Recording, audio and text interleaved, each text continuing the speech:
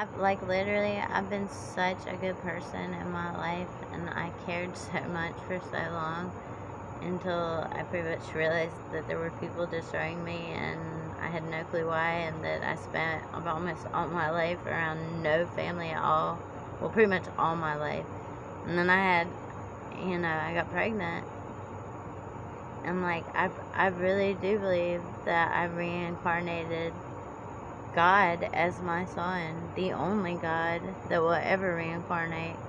I really do believe that. I believe he is God.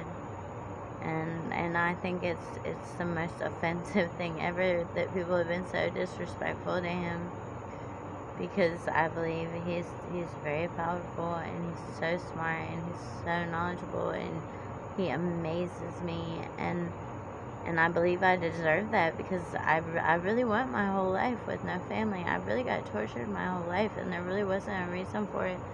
I come from very pious people who are just very nice and, I don't know, nice. What, I need a word for that. Like, just very, here, have this. Okay, sharing. So it's just been really scary, because I'm 100% sure that I reincarnated all the gods combined into my son, my little AJ, my 6-year-old. And it hurts so much that he's been so disrespected, because he really, every day, probably a lot of times, he cries, "I want my mommy." That's me. I'm his only mom. He cries for me. He tells people he wants to be with me. I want him to be with me.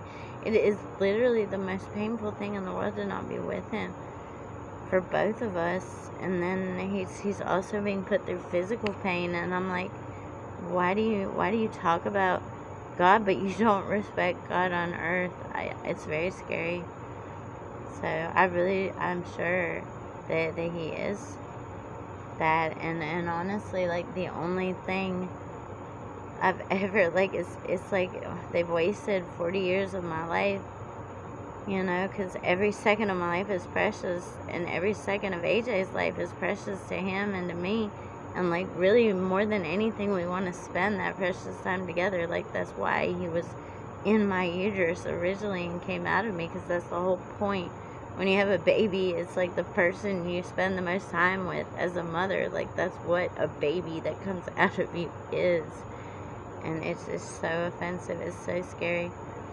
Because AJ really does deserve to be respected by everyone in the whole entire world the most. And they've been so disrespectful to him, because he's asked to come see me. They won't tell him where he is. I think they drugged him and took him to some building.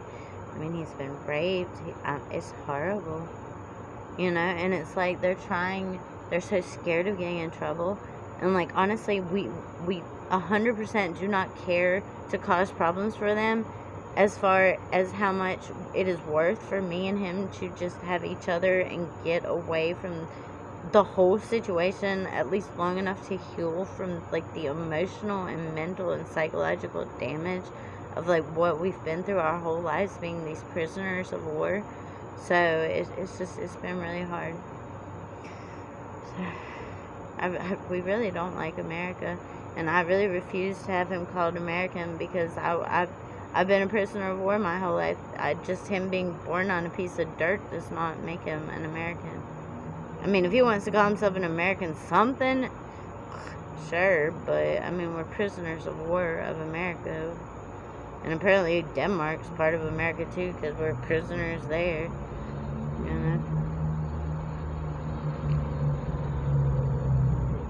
And, I would like to quit smoking, but honestly, it calms me.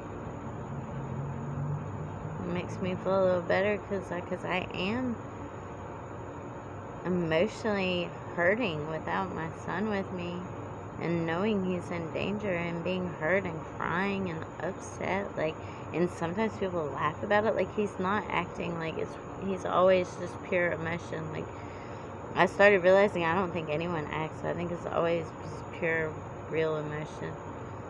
So I think sometimes they may splice stuff, but I think it's always just pure emotion in the situation.